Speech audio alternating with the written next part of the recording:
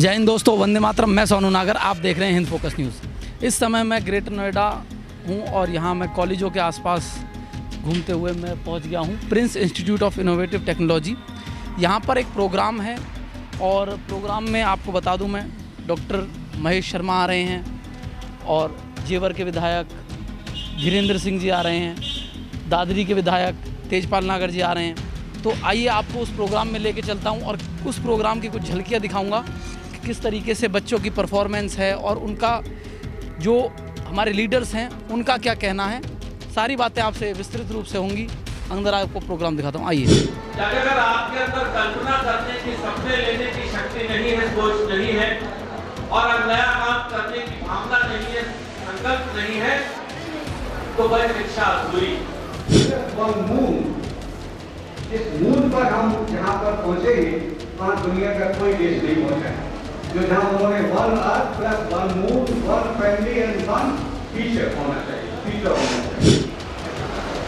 आज समय है भारतीय संस्कृति की पुनर्स्थापना का, आज समय है शिक्षा पद्धति के बदलाव का।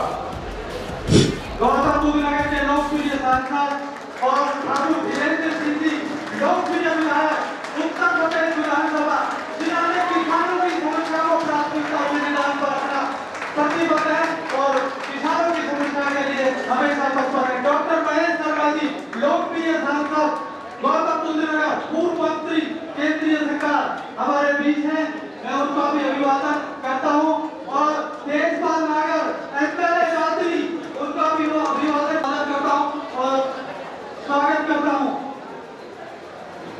और अब मैं दीप प्रज्वलन के कार्यक्रम को आगे बढ़ाते हुए मुख्य अतिथियों को दीप प्रज्वलन के लिए आमंत्रित करता हूं।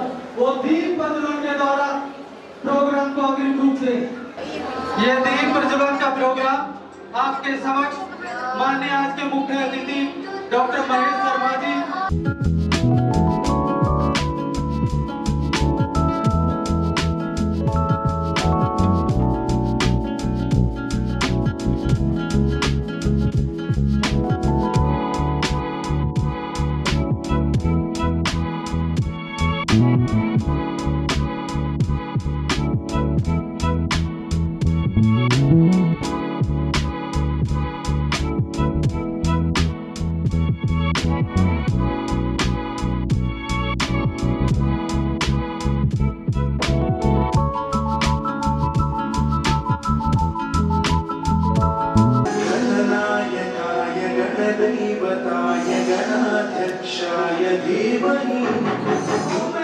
और मास्टर जी के नाम से परिचित जिन्हें दुनिया जानती है, ऐसे सहनशील और ऐसे सौम्य विधायक माननीय तेजपाल नागर जी जो चर्चित विधानसभा से पुनः ऐतिहासिक जीत दर्ज करके हमारे बीच बैठे हैं और माननीय महेश शर्मा जी के छोटे भाई लक्ष्मण की तरह उनके लिए हर समय प्रयत्नशील है और कर्तव्य निष्ठ है। जोरदार तालियां उनका स्वागत है। मेरे साथ मातृशक्ति जहां नारी का सम्मान होता है, नारी की पूजा होती है, दोस्तों वहीं देवता वास करते हैं। ऐसी शख्सियत, एक ऐसी प्रतिभा और ऐसी अनुभूति गीता पंडित हमारे बीच है जिन्होंने लगातार हमारे ऐतिहासिक जीत कर नगर पालिका दादरी क्या पद को सुशोभित कर रही है। मैं उनका भी अभिनंदन और स्वागत करता हूँ। वरिष्ठ कार्यकर्ता बोर्ड ऑफ डायरेक्टर पीआईटी में भी अपनी सेवा दे रहे हैं श्री आनंद साहू का भी हार्दिक अभिनंदन और स्वागत करता हूँ। आनंद साहू जी हमारे साथ एक ऐसी शख्सियत जिनकी अध्यक्षता में यह प्रोग्राम आयोजित हो रहा है, जो शिक्षा जगत की एक बहुत बड़ी शख्सियत है। वो जेएनयू विश्वविद्यालय दिल्ली प्रेसिडेंट के नॉमिनी सिलेक्शन कमेटी मेंबर रहे हैं और कमायू और गढ़वाल यूनिवर्सिटी के वाइस चांसलर रहे हैं, उत्तर प्रदेश शिक्षा परिषद के चेयरमैन रहे हैं। एक ऐसी शख्सियत जिन्होंने शिक्षा को जन जन तक पहुंचाने के लिए संकल्पित रहे हैं, माननीय professor doctor BS Rajput ji भी हमारे बीच हैं। जोरदार तालियां। विधायक दादरी का बुके देकर स्वागत करते माननीय डॉक्टर चेयरमैन भरत सिंह जी, ठाकुर धीरेन्द्र जी लोकप्रिय विधायक मेरी अपनी विधानसभा से हैं, मेरे साथ ही हैं, उनका अभिवादन बुके देकर स्वागत करते माननीय डॉक्टर भरत सिंह जी। इसके बाद मैं माननीय डॉक्टर अंजुम आरा और मैडम सपना अय्यर से अनुरोध करता हूं गीता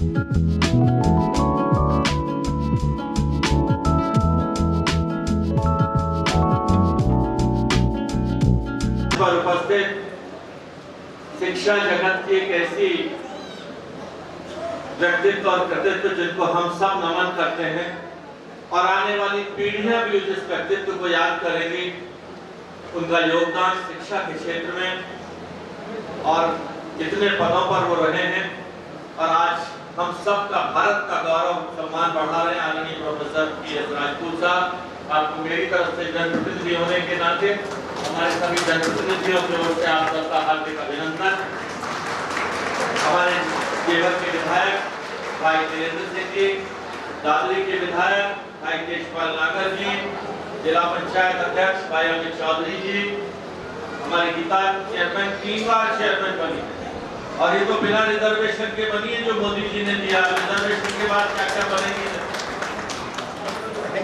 और मेरे प्यारे भाई, तो हम दोनों के बीच का रिश्ता परिभाषित नहीं है, दोनों एक दूसरे के गुरु हैं, दोनों एक दूसरे के शिष्य, एक दूसरे से सीखते हैं, एक दूसरे को सिखाते हैं। भाई आनंद साहू जी धन्यवाद। आदरणीय प्रोफेसर भरत जी, सपना जी, आपने हम सबको आमंत्रित किया, लेकिन थोड़ा सा आज एक दलित बस्ती में अम्बेडकर जी पर एक कार्यक्रम है और वहाँ लोग लगभग पिछले 2 घंटे से इंतजार कर रहे हैं, वरना आप सभी का बात सुनते। वीरेंद्र सिंह जी हमारे प्रतिनिधि के रूप में हमारी अनुपस्थिति में यहाँ पर रहेंगे। साथियों, हम गर्व से कह सकते हैं जिस संस्थान के बागडोर प्रोफेसर भरत सिंह जैसे व्यक्तित्व के हाथ में हो, वहां सिर्फ डिग्री नहीं मिलेगी। वहां डिग्री ना मिलकर एक ऐसा शिक्षण संस्थान जहां भारत की संस्कृति, भारत का अध्यात्म, भारत के विश्व गुरु बनने की जो कल्पना हमारे संतों महापुरुषों ने बड़ों ने की थी, वो उनमें से कोई बच्चा यहीं का निकलकर उस पद पर आगे पहुंचेगा। मैं बधाई देता हूं प्रोफेसर भरत सिंह जी को, सभी आचार्य बंधुओं को, सपना जी को और आप सब बच्चों कि आप एक ऐसे संस्थान से जुड़े हुए, संस्थान से शिक्षा पाई है इनोवेटिव। इनोवेटिव का मतलब जो हमारे प्रधानमंत्री जी की सोच है, अगर आपके अंदर कल्पना करने की, सपने लेने की शक्ति नहीं है, सोच नहीं है और नया काम करने की भावना नहीं है, संकल्प नहीं है, तो वह शिक्षा अधूरी। आज जिस नाम से आप जुड़े हुए हैं, इनोवेटिव टेक्नोलॉजी के साथ साथ आप लोग हिंदुस्तान में नहीं विश्व में अपना नाम ऊंचा करेंगे, इस संस्थान का नाम ऊंचा करेंगे। और ये ध्यान रखना बच्चों, जब भी आप जिंदगी में आगे जाओ, ये ध्यान रखना कि कभी साधन कभी से सीमित नहीं होते, साधन कभी रास्ते में नहीं आते। आपको कितनी खूबसूरत बिल्डिंग में आपको शिक्षा प्राप्त हो रही है, जहाँ प्रोफेसर राजपूत और भरत सिंह जी खुद ऐसी जगहों से पढ़कर आए होंगे, चाहे स्कूल के अंदर अपनी पट्टियां और अपने करीबी साथ लेकर जानी पड़ती। आपको सबको बहुत बहुत शुभकामनाएं और ध्यान रखना, जिस संस्थान से आपने शिक्षा प्राप्त कर की, अपने गुरुओं का कभी भी विश्लेषण करने की कोशिश मत करें। हम विश्लेषण 3 चीजों का नहीं करते हैं, अपने भगवान का, अपने माता पिता का और अपने गुरु का। स्वामी दयानंद सरस्वती जी ने कहा है कि इन तीनों विषयों को हमें सांगोपांग स्वीकार्य था, जैसे भी है मेरे हैं। क्योंकि जब भी आप किसी चीज के एनालिसिस करते हो तो you have to break it into pieces and crush it into the grinding place. Can you imagine it? Can you think of crushing your parents? Can you think of crushing your teachers और your god? So never try to analyze your teachers, your guru, your parents and your God, and they have to be accepted in toto as they are. You have to respect them and you have to accept them. This is my good wishes to all of you and thank you very much. We 3 people will be leaving a bit earlier. I take apology for the same. Thank you very much and good luck and good wishes.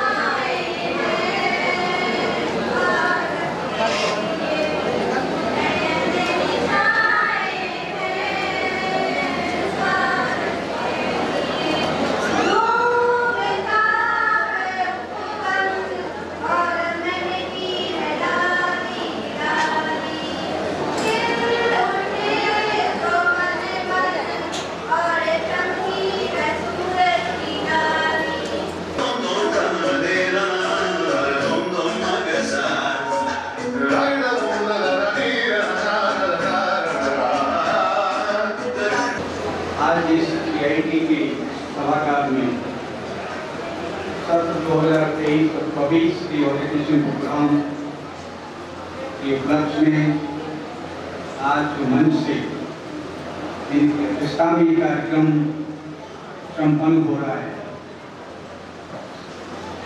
उनके बारे में पहले बहुत कुछ बताया चुका है, क्योंकि उनका परिचय के लिए हम सब लोग बहुत ज़्यादा वो नहीं है, क्योंकि उनको सभी लोग जानते हैं। ऐसी शिक्षित, ऐसे महानुभाव, ऐसे शिक्षाविद, ऐसे वैज्ञानिक और ऐसे इस भारतवर्ष में जिनका नाम एक नोबेल प्राइज की लिस्ट के लिए स्क्रीन आउट हुआ हो, वो शिक्षित यहाँ पर उपस्थित हैं। और मैं ईश्वर का शुक्रगुजार हूँ कि उनका पूरा पैट्रोनशिप, संरक्षण और उनकी सलाह, चीफ एडवाइजर और इस संस्थान के पैटर्न के रूप में यहाँ पर उपस्थित उनका मैं अपनी तरफ से, पूरे मेहमान की तरफ से, मैनेजमेंट की तरफ से और मैं अपने पूरे स्टाफ और विद्यार्थियों की तरफ से उनका वंदन करता हूँ, उनको नमन करता हूँ। प्लस वन मून, जिस मून पर हम जहाँ पर पहुँचे हैं, वहाँ दुनिया का कोई देश नहीं पहुँचा है, जो जहाँ उन्होंने 1 earth plus 1 moon, 1 family and 1 future होना चाहिए, ऐसा मेरा मानना है।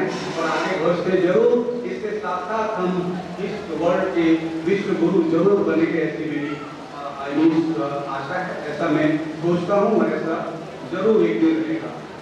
तो मैं अपने प्यारे बच्चों को ये प्रेरणा के साथ में एग्जाम्पल दे रहा हूँ कि बच्चों बड़ा सोचो। देखिए 2 अक्टूबर आने वाली है और इस मुल्क को आजाद कराने के लिए 200 साल हमें अंग्रेजों के खिलाफ संघर्ष करना पड़ा। उससे पहले 800 साल हम गुलाम रहे। बाहर से आए विभिन्न आक्रांताओं के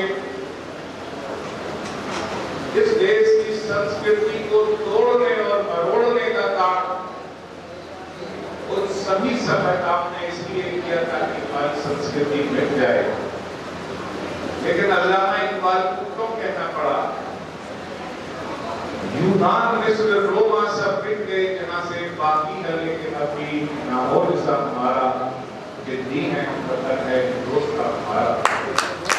ये वह मुल्क जहां हर 10 किलोमीटर पर भाषा बदल जाती है, यह है वह मुल्क जहां हर 15 किलोमीटर पर संस्कृति के विभिन्न रूप देखने को मिलते हैं। अभी आपने दर्जी के माध्यम से देखा था अद्भुत उदाहरण। ये वही मुल्क है जहाँ कला और संगीत को मिलाकर ऐसे नृत्य प्रस्तुत किए जाते हैं जिनके मायने होते हैं। यही भारतीय संस्कृति है।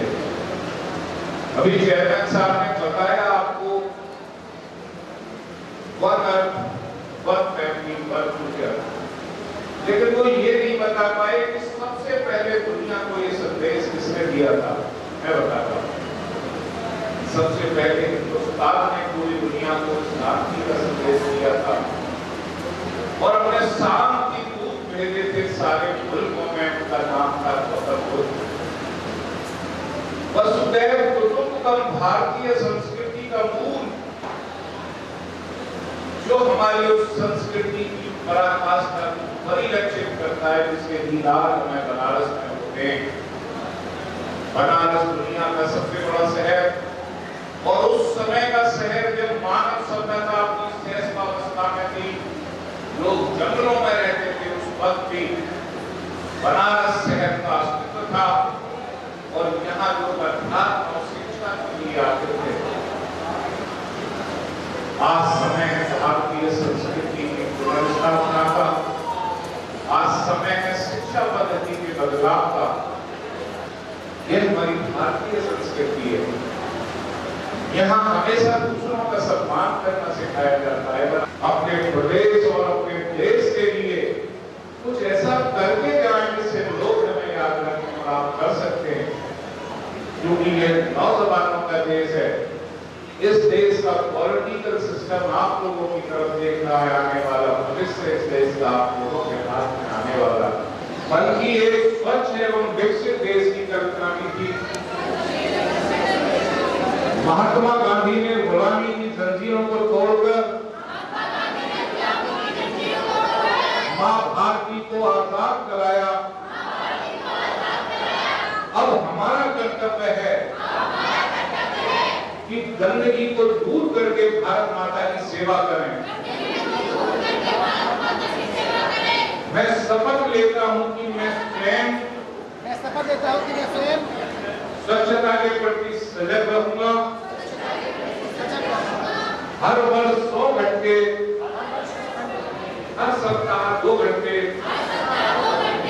श्रमदान और स्वच्छता के संकल्प को चरितार्थ करूंगा। मैंने गंदगी करूंगा और मैं किसी को करने दूंगा। सबसे पहले मैं स्वयं से, मेरे परिवार से, मेरे मोहल्ले से, मेरे गांव से एवं मेरे कार्यस्थल से शुरुआत करूंगा। मैं यह मानता हूं कि दुनिया के जो भी देश स्वच्छ दिखते हैं, उसका कारण यह है कि वहां के नागरिक गंदगी नहीं करते और न होने देते। इस विचार के साथ मैं गांव-गांव और गली-गली स्वच्छ भारत मिशन का प्रचार करूंगा। मैं आज जो सबक ले रहा हूं वे अन्य 100 व्यक्तियों से भी करवाऊंगा। ये भी मेरी तरह स्वच्छता के लिए 100 घंटे में इसके लिए प्रयास करूंगा। मुझे मालूम है कि स्वच्छता की तरफ बढ़ाया गया मेरा एक कदम पूरे भारत देश को स्वच्छ बनाने में मदद करेगा। भारत माता की आप सबका बहुत बहुत धन्यवाद। आप लोगों ने ध्यान से मेरे भाषण को सुना।